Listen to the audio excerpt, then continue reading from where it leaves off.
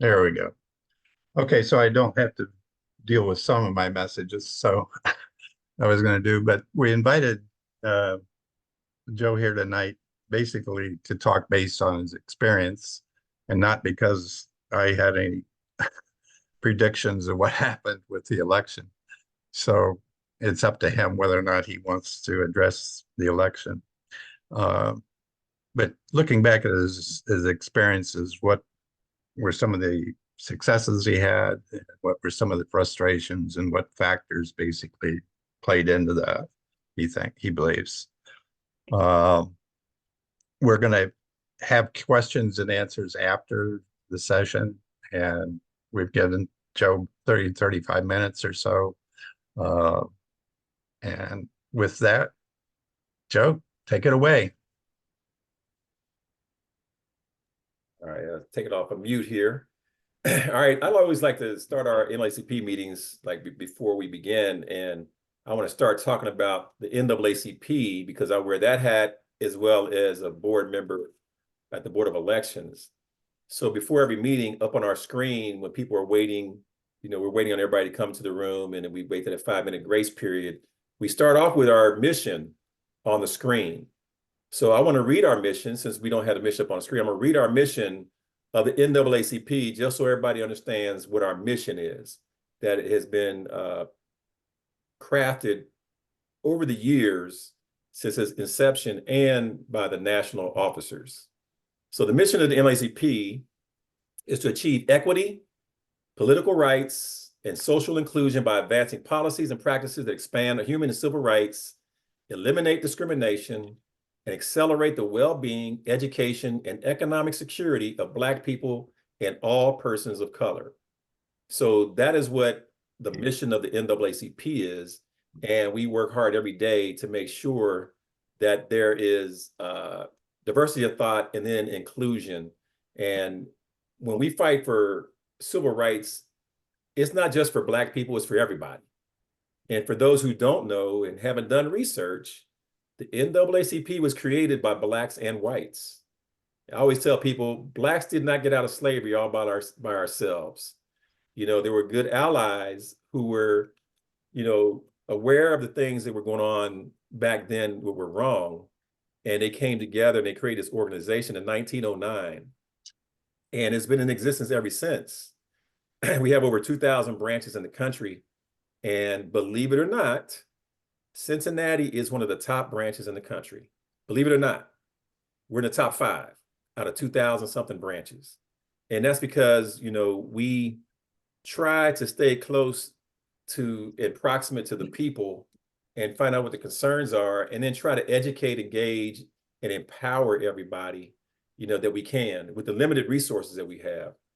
Because a lot of people, we had a situation where sometimes our officers go and speak to kids in schools. And one of my vice presidents asked this class, he said, "How much do you think the president of NAACP makes?" So one of these kids said, $300,000. It was funny because, it sounds good, but the answer is not as much as the guy, the little young guy who asked the question, thought it was. The NAACP at the local levels, we're all volunteers. So I have been volunteering my time for the past 11 years to try to uplift and engage the community and to educate them and get them engaged in the process so they can feel like they're being heard. So it's a passion of mine that I've been doing, but I realized that after 11 years, I need to move out the way and let some of the younger folks take the torch. So I believe in, while we're at the peak, to pass the torch so we can continue to elevate and grow as an organization locally. So December 31st will be my last day as a president of the local branch. And we have an election November the 19th. And we already have a president-elect who will be someone who I've been grooming and mentoring, David Whitehead, who is my political action and voter engagement chair. He will be the new president of the NAACP. So he has been with us as we continue to build this organization to where it is now. And some of you don't know the story. We had to fight to take over the NAACP because it had been infiltrated by the Tea Party. So we fought and organized, because I used to be a union officer. I worked for the post office. So I knew how to organize. So we organized, myself and Robert Richardson, who was a international labor vice president. So we both had a union background. So organizing is what we do. And we organized the community, and we came up with our message, and we took our message to the people. So we were so effective at organizing that they felt threatened. They went to court to get a court order to shut down the election. Now, mind you, we were not in office. We did not control the office. We did not have any access to any documents, any materials, but we were so good at organizing that they went and filed a court order to have us shut down, because we caught them gaming the system, because we signed up 600 new members, and we saw the sequence numbers of the receipts. There were 5 different ranges, and the ranges had different dates, and they didn't coincide. So we realized quickly what was going on. They were using 5 different receipt books, and you have a deadline of when you're allowed to join. So you had to join, just like with voting, you had to register 30 days before. You had to be a member 30 days prior to an election to vote in it. So they were waiting to see what our numbers were, and they would add people to, as we would add, they would add more people to it to have higher numbers than ours. And the Republican Party, when I went to vote in 2012, I believe it was, Smitherman was the president. I went to vote. I swear, I thought it was a meeting of the Republican Party. Alex Trantifilu, the party chair, was there. There were a bunch of judges. Chip Gerhardt, the person who was current director of the Board of Elections, Amy Searcy, was in line. The guy who's a director of the Ohio BMV now, Charlie was in line. All these people were Republican, and I was looking. I was like, "What are you guys here for?" They said, "We're voting for the NAACP president." I knew then what was going on. So we lost that one, but 2013 we started organizing. And me and my good friend Robert Richardson, we ran as a team. We organized so effectively, they took us to state court, and they got Steve Martin to put a pause on our election. Now that's unprecedented. When you think about a nonprofit organization having an outside influence of the courts getting involved in their organization, that's unprecedented. But they were able to do that. And once we got it out of state court, we got it to federal court. So we knew that the game was rigged because the Republican Party was the one who had taken over. Chris Finney was their legal redress chair. He was their attorney.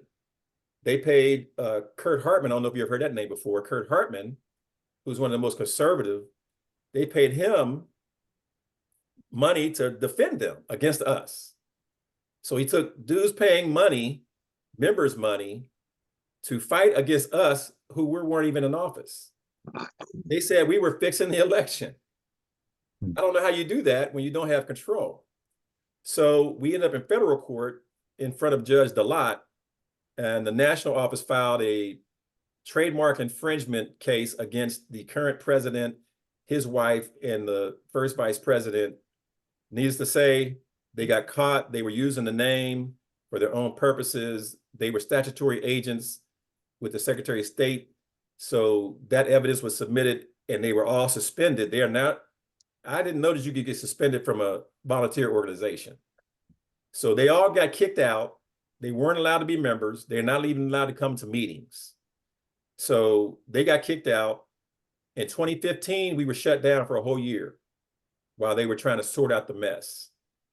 Once they got the mess sorted out, we had an election in December 2015, and we took over in 2016. So before we took the oath to lead the organization, we had to fight. And I tell people, we had to fight against them so we could fight for the people, which doesn't really make sense, but that's what we had to do. And we knew it had to be done because they would continue business as usual. And the mouthpiece of the organization would be muzzled because they couldn't speak out on different things that the Republicans didn't want them speaking out against. So needless to say, 2016 to now, we've continued to try to educate, engage, and empower the community and uplift as much as we can with the things that we provide to the community. And we try to do things like social justice oriented, because that was my priority when I took over as president. I want to be focused on social justice. So I know many of you may have seen some of my controversial stances. I've stood up against the city. I stood up against the mayor, but I don't think the policies are going to be good for people. They were trying to say they were going to create affordable housing, but they never were making comprehensive steps to try to create any affordable housing policy. So we fought against that. I was against them selling the railroad. The money that we have as an asset that we're getting from the railroad, and I know how politics works. Once they get the money in and they start to spending, they have these pet projects they want to do. They can manipulate what they want as you get down the road. The further it gets away from this event, they will start changing the language where they can use that money for different things. And I felt that it wouldn't be anything that's going to help the least fortunate, that it would be for the developers and those who were trying to do money grabs. So I've also stood up against some of the situations with, let me see, it was the zoning connected communities. They wanted to increase density, then they want to change the zoning. And I never saw them come up with anything for affordable housing. They had a trust fund created, but they were taking money out of the trust fund that was dedicated, but they put that in, so they maneuvered that into a Cincinnati development fund. The development fund is where the money from the trust fund, they would feed it into there, so the developers could use that money to develop housing, and is coming from the Affordable Housing Trust Fund. And I was working with the Homeless Coalition, because they said, they got this Affordable Housing Trust Fund set up. They're putting money into it, but then they're taking money out of it and they're putting it in the development fund. I talked to the city manager. They said, well, we had to do that to try to leverage and then have these developers to use it where we can support them so they could be incentivized to develop this housing. I still haven't seen the numbers of affordable housing increase. And that's one of my concerns, that every person who runs for council, they always say that affordable housing is one of their priorities, but I haven't seen enough that they have actually come up with something, a comprehensive plan to create affordable housing. So that's been one of my things. Different things in the community. We had a flu shot clinic in our community at our office. We partnered with Walgreens. Walgreens came and gave, the first year was 80 shots. They gave the flu shot and the COVID booster, and then it was 60 shots. So we have it, this is our third year. We're gonna have it next year as well. But we give shots to the people in the community that are in that heart of Avondale, who typically, a lot of them don't have medical insurance. And some people are shocked about that some of these poor folks don't have medical insurance. A lot of them use the emergency rooms as their primary care physician, believe it or not. So we wanted them to get the flu shots, and that's been effective. We had a coat drive for a school that we adopted in Avondale. We started off adopting one class. After we adopted that class, we bought everybody in that class a coat. Then it grew to the entire school. So for the past 2-3 years, we bought the entire school brand new coats for the winter. So, all these kids have a warm coat, hat, and gloves for the winter. And a lot of these kids, some of them would just wear a hoodie in the wintertime. They didn't have a coat, they wear a hoodie. Some of them didn't have gloves. And our women in the NAACP committee, they started going to the school and they started seeing the need, and they just wanted to take on that initiative, and we did that. And we created a community block party where we were, in July, we created a block party for the community to come in and meet us and meet them and bring resources to let them see what was available to them. So my thing is that as you fight for civil rights, you can also, fight for other things and then provide an opportunity for folks to get connected to different resources. And that's social justice. And that was what my priority was when I took over, is to kind of uplift the needs and the cause for the community to try to make a better life for them and to make a difference. So I think we're making an impact. And one of our biggest initiatives we just came up with and unveiled it this year was our mobile civic engagement unit. And that is something that's needed more so now than ever, because civic engagement is something that's not really at the top of mind in schools. They try to erase as much as they can in history in schools, but when it comes to civic engagement, when I was in school, they had this thing called Schoolhouse Rock. They would explain to you the 3 branches of government and all of that. And I never forgot that Schoolhouse Rock cartoon that they made up. But now these kids don't understand how government works. And policy is what is impacting them the most. So the civic engagement typically is done after Labor Day. Everybody starts going to the community trying to get everybody to vote. I said, that's backwards. We need to do it year round, educate them about policy, how the policy is impacting their lives. And if they want policy enacted, they have to be part of the process to lobby their elected officials to create and draft that policy. So our mobile engagement unit, it began with an idea I had back in 2011, and I wrote it down. I never got a chance to act on it because I was an administrator at the Board of Elections. I knew that they wouldn't implement it. So when I retired in 2019, I began to draft the plan. And last year, the money started slowly coming and falling into place. And we got Kroger gave our first money to us. We got our first donation from Kroger. And then we got the Greater Cincinnati Foundation. And then we got this woman heard me speak at the Freedom Fund dinner, and she donated money. And Greater Cincinnati Foundation was the biggest contributor. They were the first one who came in at $100,000. So to make a long story short, we bought this civic engagement unit. It's brand new. It's retrofitted with computer stations in it, so people can look up their poll location. They can print their sample ballots. There's different things they can look up and research candidates on the mobile unit as we go into the community. And it's been in a lot of events. You may have seen it at an event or driving in the community, but I think that we need to be out more and not less in the community so we can continue to engage them right there where they are, so they can be educated about the process and start trying to chip away at the apathy that exists in the Black community when it comes to them feeling like their vote doesn't matter because they don't see it reflected in policies that are impacting their lives. They see their lives as always not getting any better. So a lot of them don't participate. And the ones that do, they're not voting for the people that they really need to vote for, who are doing the policies that are impacting their lives. A lot of them vote for somebody that heard their name a lot on TV in their commercials. Let me share this little story. A friend of ours, she's a Democrat.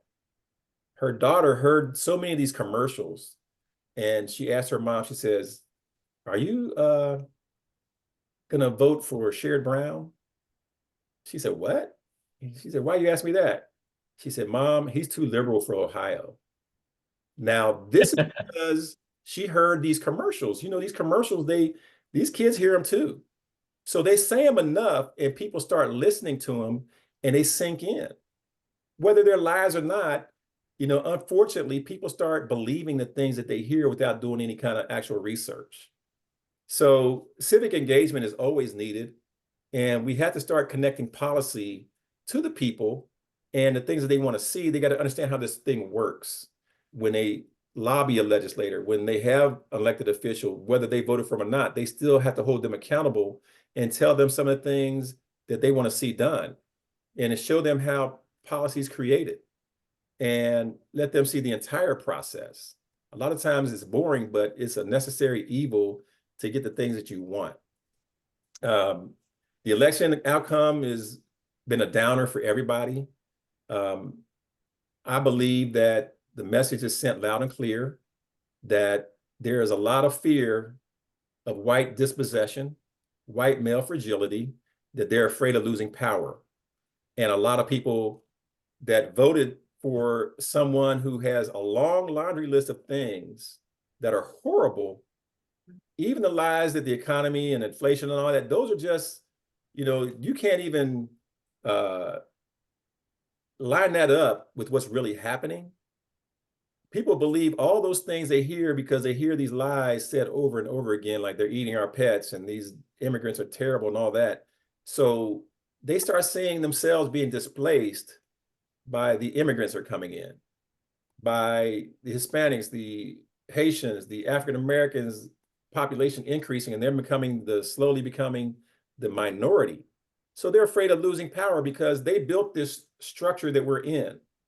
The structure, the institutional and systemic structure that's been in place for all these years was built by someone that looked like them, and they don't want it to change. So there's a lot of fear that people responded to that fear, and that whole thing with the immigration and the wall and people coming in. I think the Democrats didn't respond fast enough to those concerns about immigration and about the border. And it resonated with a lot of people. It resonated with a lot of people. And then you still got to look at, when I saw these Amish people with their Trump, the Amish with their Trump flags on their buggies and their horses, and they don't typically vote. They don't really believe in the process, but they're showing up to vote for Trump. And a lot of people are single issue voters, but a lot of it had nothing to do with some of the things that people think it was. It's not about the economy. It's not about the inflation. It's not about the immigration. It's about white dispossession, them losing control.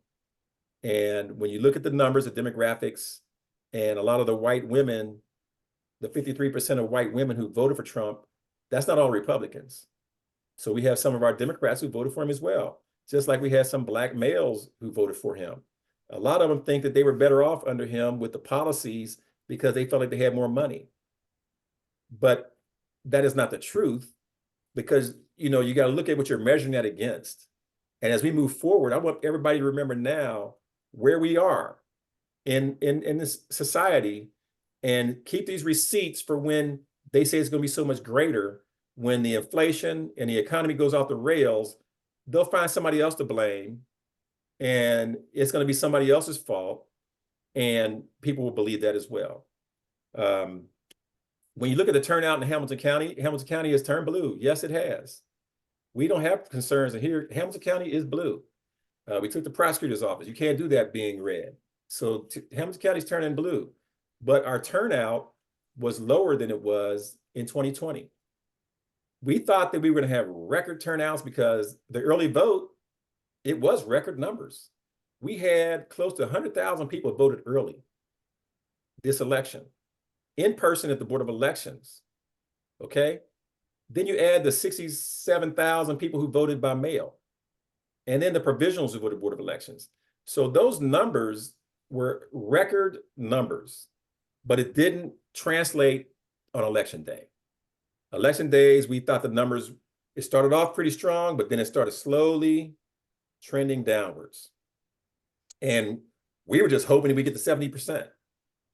So this is one of the lowest presidential elections that we've had currently in a long time. I think our turnout was 67%, and we still have about 12,000 ballots to count. We got provisionals and absentee ballots to count. So as you add them in, that'll increase your percentage, and hopefully we'll get to 70%. But as of right now, we're at 67.17% of the turnout for this entire election. And that's a low number. That is a terrible number. And when you look at some of the precincts that are low turnout, I'm just puzzled. Like, there's a lot of people that were listening to TV, the commercials. There were people on the ground. The NAACP alone, we hired 60 people. We hired 60 people. We had people on the phone bank. every day. We have people on the canvassing on the street every day. We have people out there on election day. So we try to do what we could add to our effort to try to get people out. We couldn't take a position. Like I tell people all the time, we're nonpartisan, right? The NAACP, the Board of Elections, we're nonpartisan. But the NAACP, we're nonpartisan, but we're political as hell. And we were out there trying to get people to participate in this democracy. And, we made an impact in some areas, but other areas, I don't understand why the people aren't turning out, but we try to do our part to try to make that difference. And trying to connect people to the process and voter apathy is so hard with the misinformation and the outside interference with the foreign actors. Now, we know that Russia was the one behind calling in the bomb threats and things like that, trying to disrupt the election. You had provocateurs who were putting fire into drop boxes, setting drop boxes on fire, trying to burn up the ballots. Here in Hamilton County, they would have had a hard time doing that because the way ours is designed, and we have a fire suppression system internally.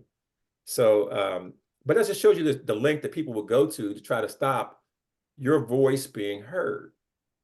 And that what that does is undermines your confidence in elections. Thank God it turned out the way that he wanted it to turn out.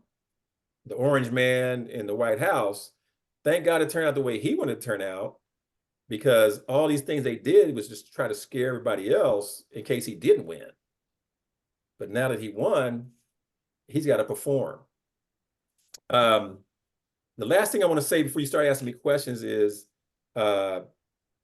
everybody talks about election protection, and they're out there on election day. I go out there to the different polling places for different issues that pop up. But I think as we begin planning a campaign and we're on the ground, ballot protection is just as important.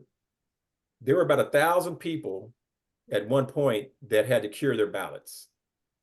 So there was something wrong with their envelope. So you have to either, you didn't put your signature on it, your ID didn't match, or you didn't have ID. Those things will make your ballot be put in a hold status, which means it's rejected until you cure it. Some people cured, but there are a lot of ballots that I'm going to give a report later of how many ballots didn't count because the voters didn't cure them. And I think that's a travesty that if you cast your vote and then you don't follow up to make sure that your vote is counted, that's, you're not completing the process. You got to connect the dots all the way to the end until you have that final picture completed.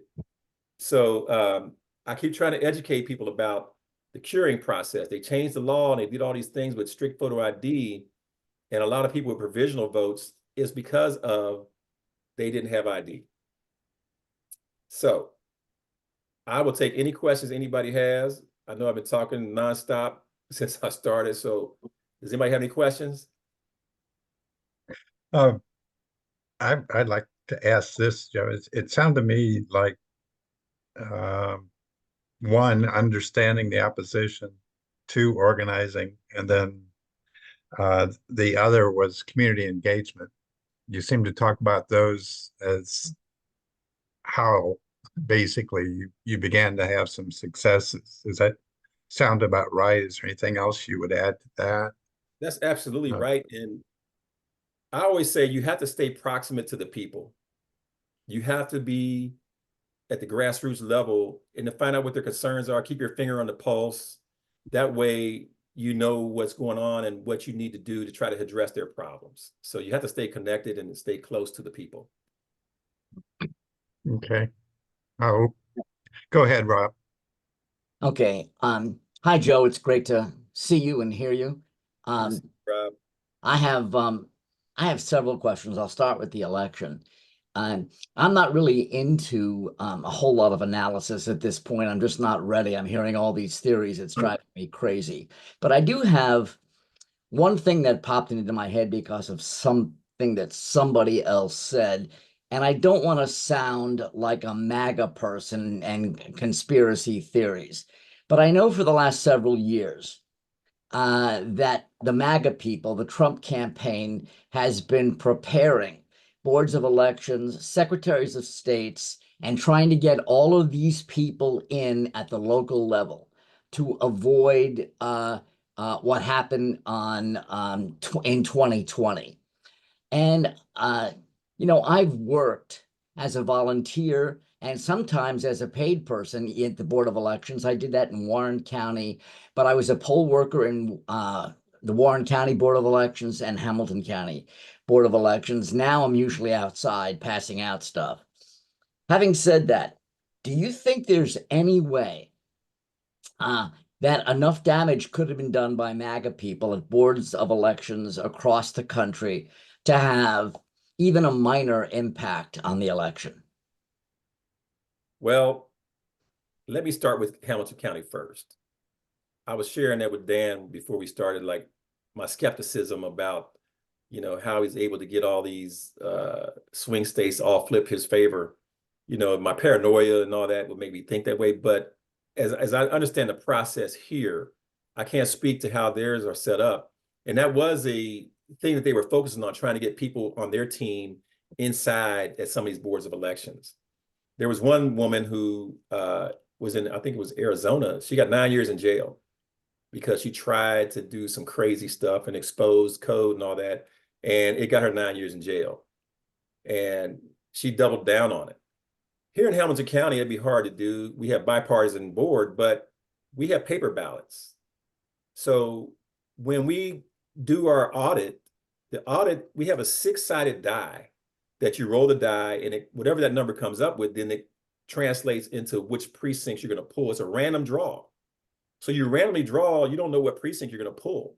So you randomly draw these precincts till you get to a certain percentage of the vote. And once you reach that percentage, you pull all those paper ballots from those precincts, and they get hand counted. So they hand count, teams of Democrats, Republicans, they hand count all those precincts. And once they get finished hand counting them, now they have to match. If they don't match, you got to go in and count them again. So 2 or 3 times you got to go in and count them. If they don't match, you got to count the entire county if you can't get them to match. But every one that we pulled, we've been 99.9% accurate in Hamilton County. So it would be a monumental task. I don't know how in the heck. There had to be a lot of smart people, smarter than me, to be able to pull that up with the machines not matching or matching the physical paper that people have to vote on. Right. And we count those ballots like one mark on a paper at a time, and then until we come up with the total, and then we run the memory cards, and they have to match. It has to be 100%. And you know what? When I was in Warren County, and I actually spent one summer working for several weeks, they needed additional people. I volunteered. And as you know, that's overwhelmingly Republican, but I was more than impressed with the integrity of the process, how every person that came near a ballot, there was always an R and a blue.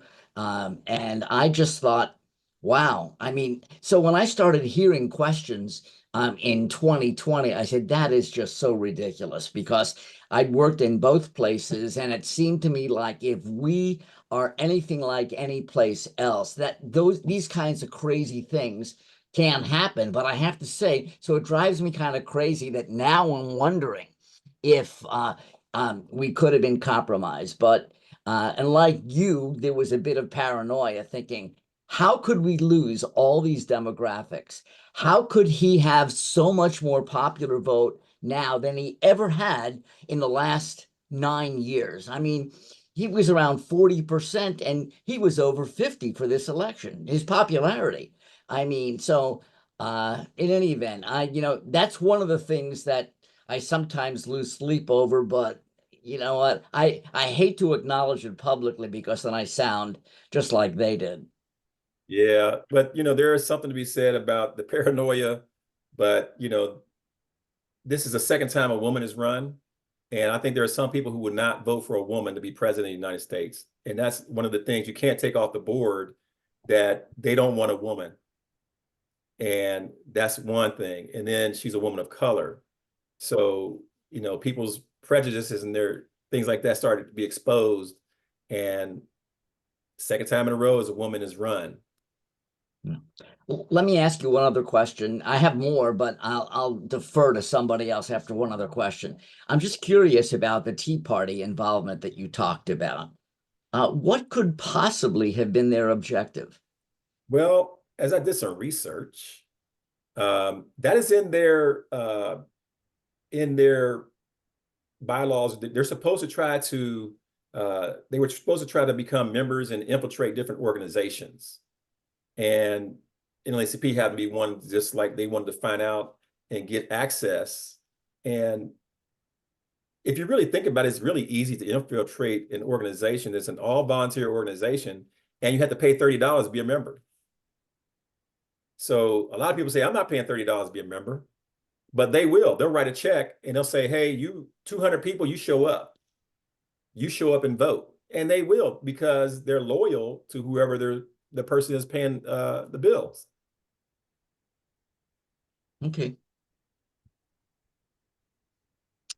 All right. Any other questions?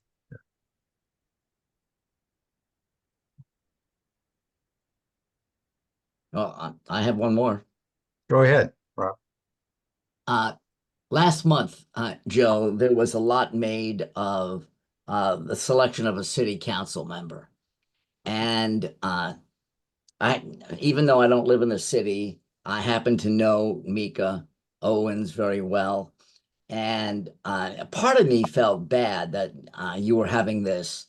There was this public disagreement over what happened. Part of me understands the concern of the NAACP because as a Jew, I know that Jewish people have many organizations that tend to they're normally run by Jews, and many of those organizations are about things like defamation. It could be the Anti-Defamation League or other kinds of things, and are concerned with the same types of issues that the NAACP are concerned with. Now, but I don't know that any Gentile would rise to become a leader of the organization. But I'm curious, how much conflict did that really cause between, let's say, you can take it as an organization or you can take it personally with Mika Owens over what happened?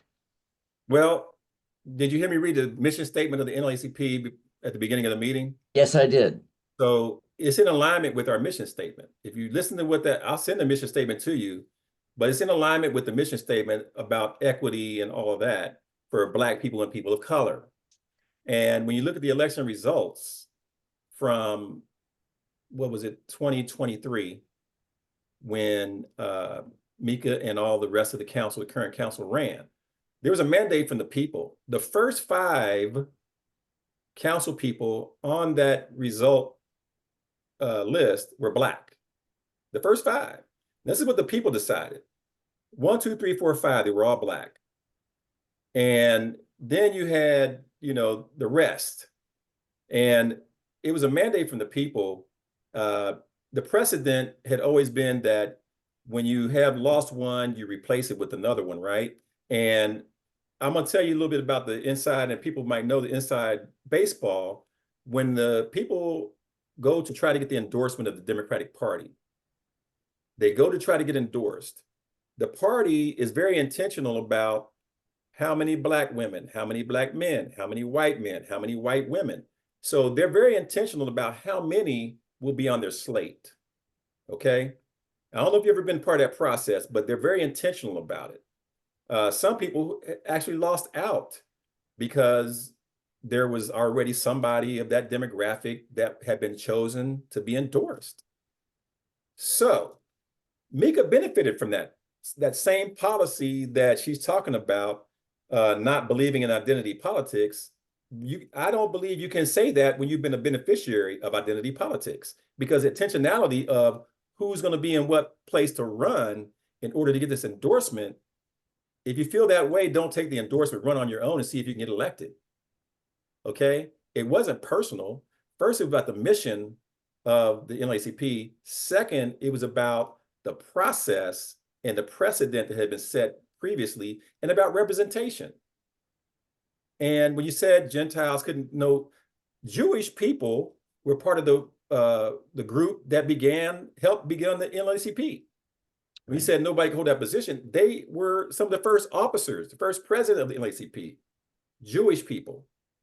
So it wasn't about anything personal with me and her. I just felt like she was tone deaf to what this period called for and what the people had voted for.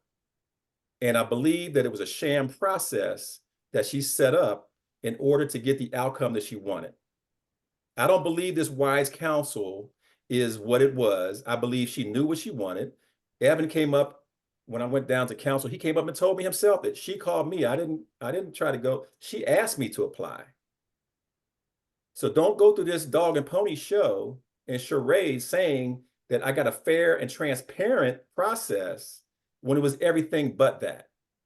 So again, I go back to his representation, intentionality, and what our mission is. And as a leader of this organization, people don't expect me to stand back and be quiet and silent and not say anything. That's the price of leadership. You know, when you're wearing the hat, you have to speak up. And Right. that's what I did. Okay, thank you. Joe, it sounds like what you were saying, your biggest frustration was at the beginning when you really got surprised by things you didn't anticipate. The Republicans trying to take control of the local chapter here of the NAACP.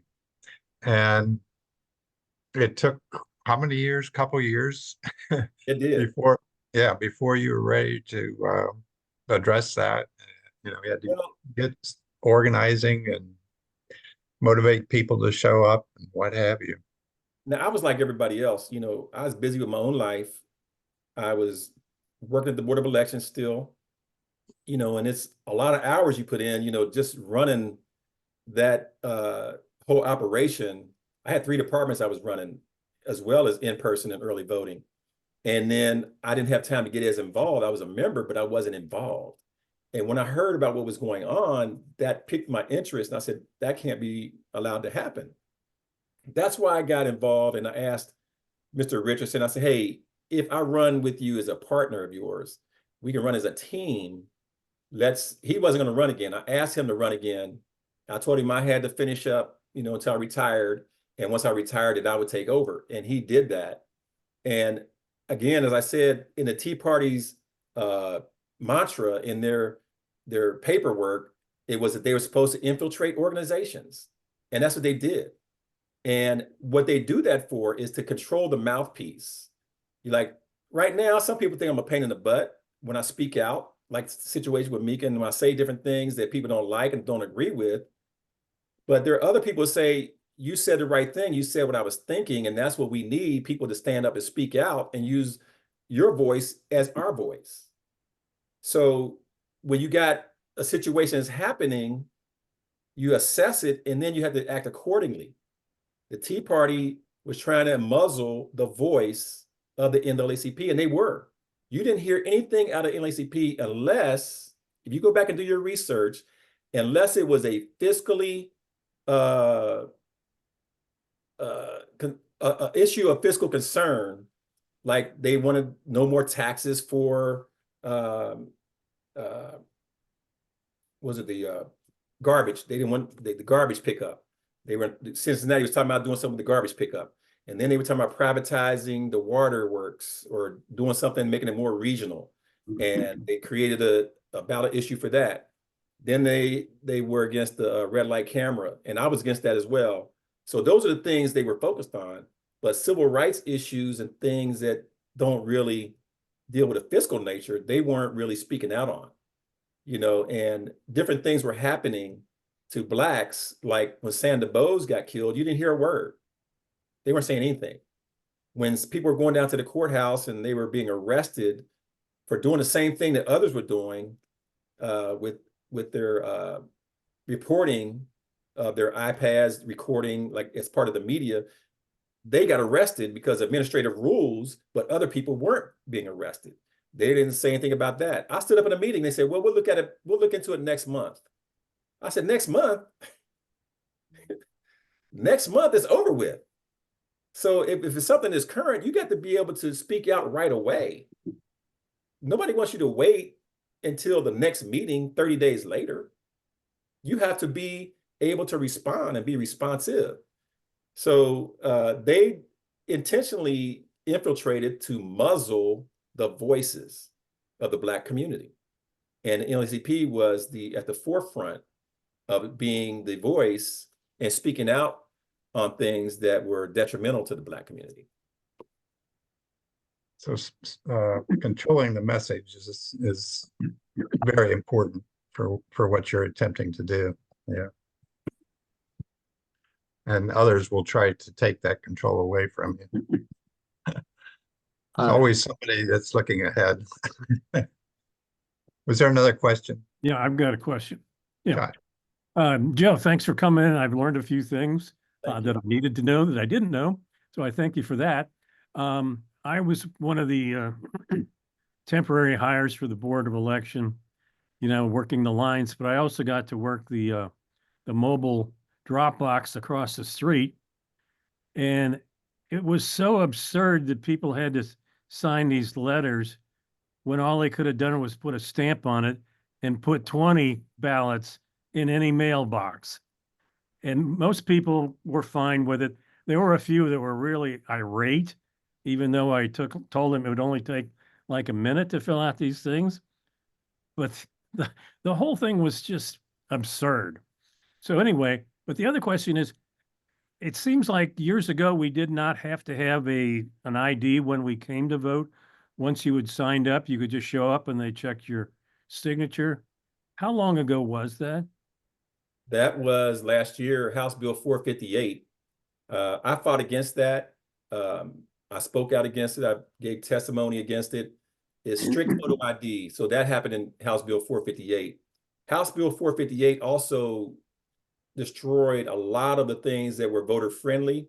Like, for instance, I started off talking about the cure process. You have 4 days, right?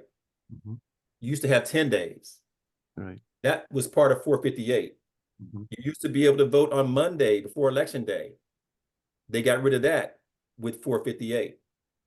The strict photo ID before used to be able to show a phone bill, utility bill, a government check, anything that showed your address. Because it had to show your address, it showed you lived at that address you're trying to vote from. But now think about this. US passports are acceptable, but they don't have an address on them. They wouldn't accept the passport back when we were accepting different types of documentation, like checks and all that. They wouldn't accept the passport, but now it's acceptable. So what they're doing now is, okay, Trump just won, and he hasn't even been sworn in yet. So we have the legislature, they've created 2 new bills already.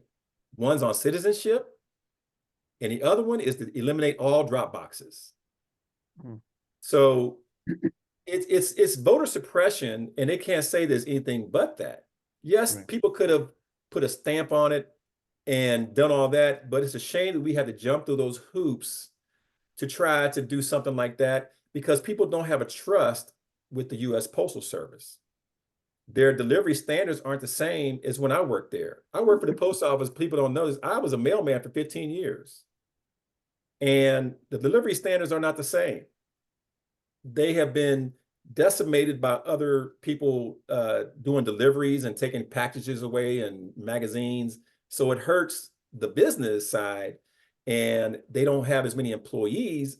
And when it comes to the local 2 to 3 day delivery period, sometimes it takes 7 days to get the local when the volume is heavy.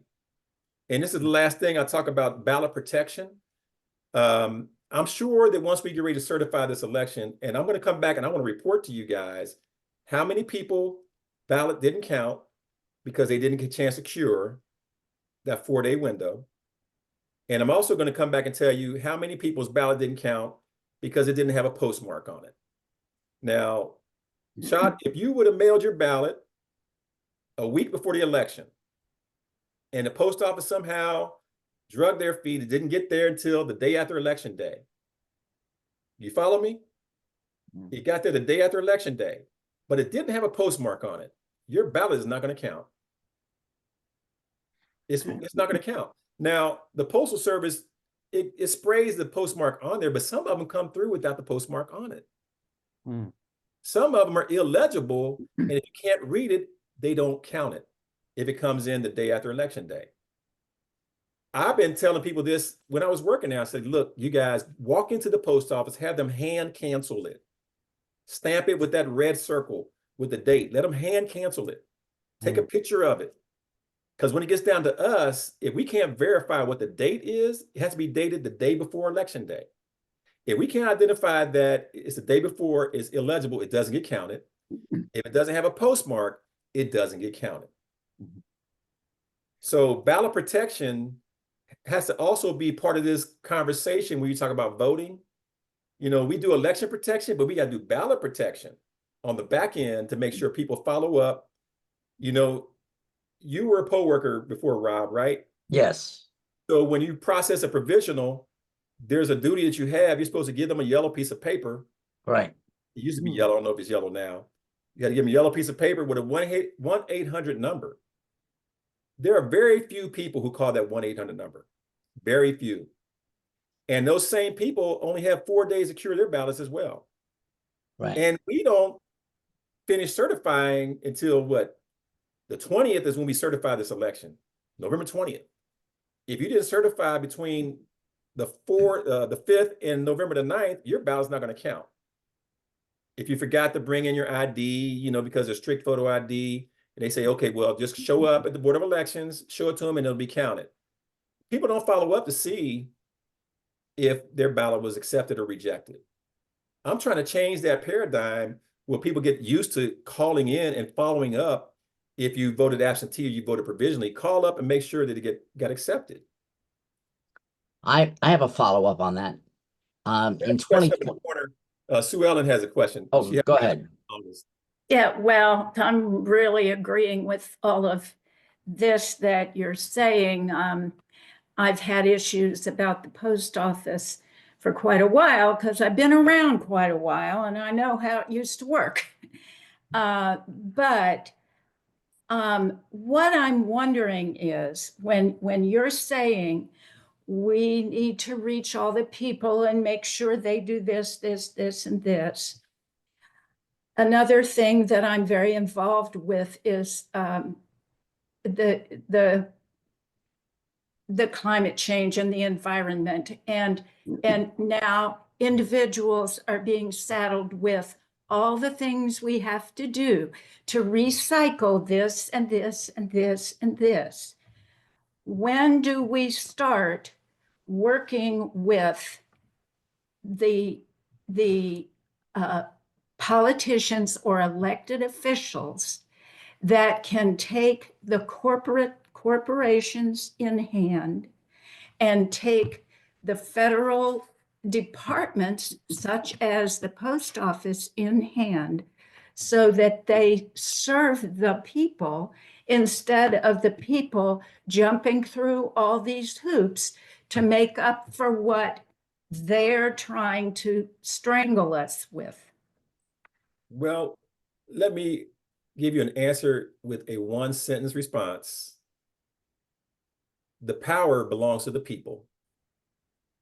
And if the people get fed up enough and they start getting engaged in organizing, and we have to reach critical mass, then they will pay attention. Even a lot of these Republicans, they scream the loudest about the things that they feel like is suppression. But I tell them all the time, the legislature is the one who made these laws.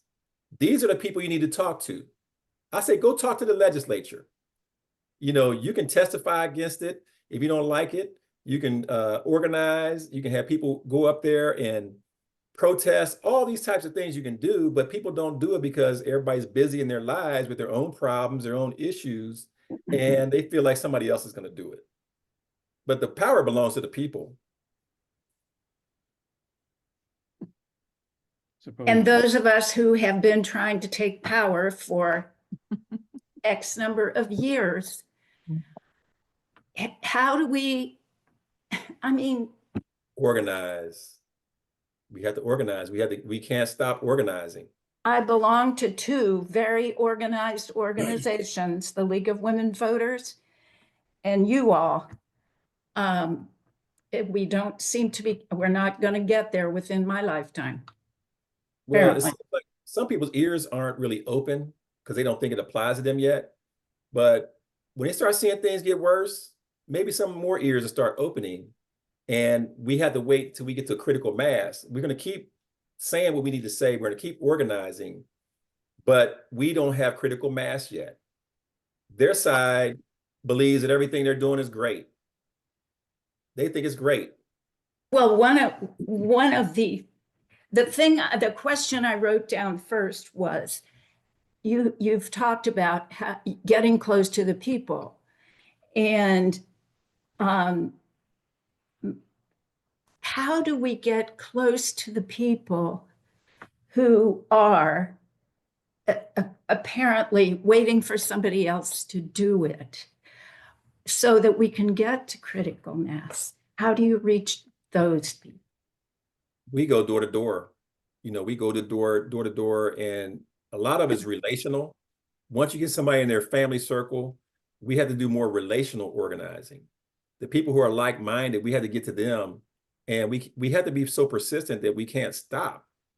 Like different things, I've seen the impossible happen several times. I thought that something was impossible, and I've seen it happen. Like, wow, I never would have thought that would happen. But we can't get tired. We have to organize.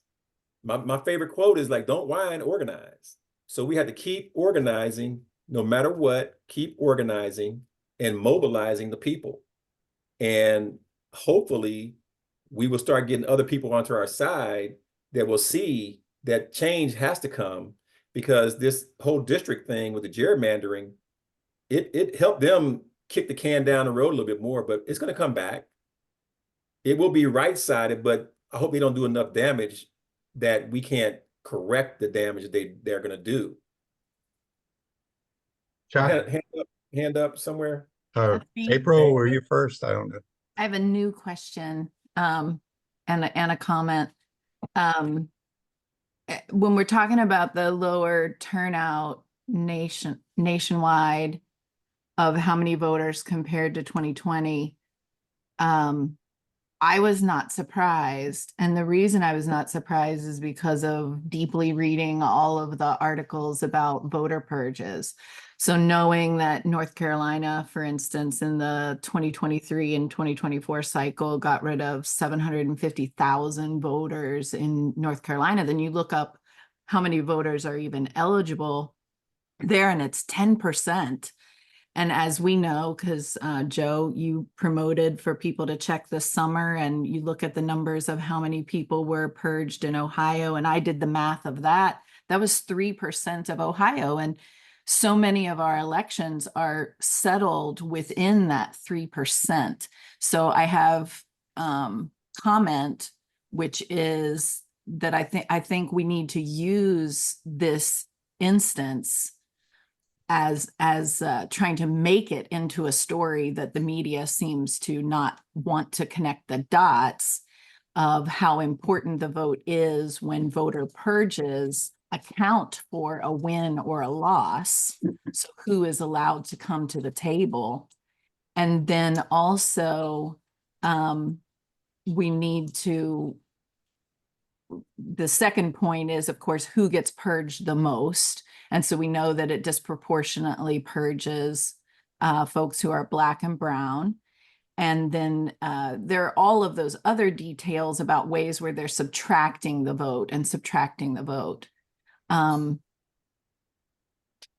My thought that came to mind is that we have this established message about the 1%, and the 1% in terms of people who hold the most assets, hold the most cash, and hold the most influence over media. But it's dawning on me right now that another very important 1% is the 1% between 50.5% and 49.5%. because that could essentially be the 1% that settles most elections during, the foreseeable decades. So I wonder about getting that message out, and then just feedback on that. And then the second part is, how do we in the state of Ohio try to put up sandbags, against the flood of voter purges specific to Ohio for as long as secretaries of state are actually allowed to run elections? So comment, question. I can respond. Anybody else want? I can respond. As it comes to the purge, let's talk about first how people get on the purge list. You don't get on the purge list until you skip 2 federal elections. So it takes 6 years pretty much to get you off the rolls. And most of those people, I review them closely. Most of those people haven't voted in 6 years, like at all. So that means there's 2 federal elections they haven't even voted in. And one of them is a presidential. So they didn't vote. And one way I want to try to reverse it is talk about, we know they're doing it, but okay, we know what they're doing. So we see their play. So when we see the list, let's find these people and say, hey, just get re-registered. You fill out this registration form, you sign a petition, any kind of voter activity at all, go to the Board of Elections and talk to them, fill out something, it will stop that process of moving forward. So people have the opportunity to say, okay, I don't vote, I haven't voted, so I don't want to be purged. I'll just register, I'll re-register again. Or I'll just sign somebody's petition. Any petition you sign, it stops the purge process. That's called voter activity. So, and the people that we did purge, that was one set of people. I think it was 21,000 in Hamilton County in July. And also we had an outside group. They would come to every Board of Elections meeting and they were challenging voters. They wanted us to challenge them. They wanted us to cancel their registrations. One person showed up at the Board of Elections and said, hey, I did move away, but I moved back. So they look kind of silly. They mess up their paperwork a lot, so we deny them. And then there's people that move to another state and they don't cancel their registration in the state they moved from. So they think there's some kind of voter fraud going on. So those people, we would not allow them to cancel them. We would not cancel those voters. Now, challenge is up for grabs, whether we should let them challenge. Now, we allowed them to put the challenge on there, but we kept monitoring on the list of people that we had for a challenge. None of them showed up. And that's probably right because they live in another state. I saw 2 people that I knew personally, and one of them, Jamore Burns. He moved to Charlotte. His name was on the list for North Carolina. Another friend of mine was in Michigan. So I knew that they actually do live there and they didn't show up here to vote. And that's what happens most of the time. People just don't take their name off the rolls. But in the future, I might change my mind and say, no, we have to do a little bit better on just challenging and canceling, make it harder for them as well. Okay, this is about the amount of time we asked Joe to devote to us. So let's start wrapping it up. Shot, did you still have a question? No, I had a couple comments. I mean, the Columbus is worried about how many drop boxes we have. I think last time I looked, Colorado with much smaller population had over 250 drop boxes. The other thing I wanted to say, Joe, was the early voting thing was extremely well run. I mean, there were a few hiccups here and there, but overall, I mean, people would walk up to me after they voted and say, wow, that was easy. This is really well run. And I had to admit I had nothing to do with it, but they were really impressed with the way it was run. So thank you for that. People get scared, when they see that the law, when it was changed to no fault absentee, you didn't have to have a reason, you can just go and vote. That's the way it should be. But the Republicans were afraid of that. And they tried to do everything they could do to let early voting not be as successful as it is. Until this year, this is the first election that I've seen this many Republicans vote early in person. If you look at the numbers, there was an increase. It used to be 3-1, Democrat versus Republican. It was almost 1-1, Democrat versus Republican. And then you had the nons who are really 75% Democrat, but they haven't voted in a primary. They made up the difference to kind of balance it back the other way, but they showed up in strength for the in-person voting, in-person the Board of Elections. They got the memo. They didn't listen to the dummy this time. I'd like to say one comment real quick. I think it was North Carolina that they had purged a lot of voters right before the election. Yeah. And the Supreme Court actually said that's okay. A federal judge had said, no, you can't do that. But then our present Supreme Court said that's fine. So I suspect that there's going to be a lot more of that next time around. Well, let me close. My last comment is this. When we fight to get something changed in law, doesn't mean it's going to be permanent. We found that out with the Voting Rights Act. And people can't just think like, oh, we got this, Roe v. Wade. Just because you fight and get something, that means it'll be there permanently. So this is a constant, like, you got to show up every day to fight for what you want. Every day we have to show up and fight for what we want. That's all I got. That's great. Thank you very much, Joe. Really appreciate it. Thanks for staying awake, everybody. All right. And you keep fighting, okay? Okay. You too, April. I know you're part of that gang. Thanks, everybody. Yeah. Thanks, Joe. All right.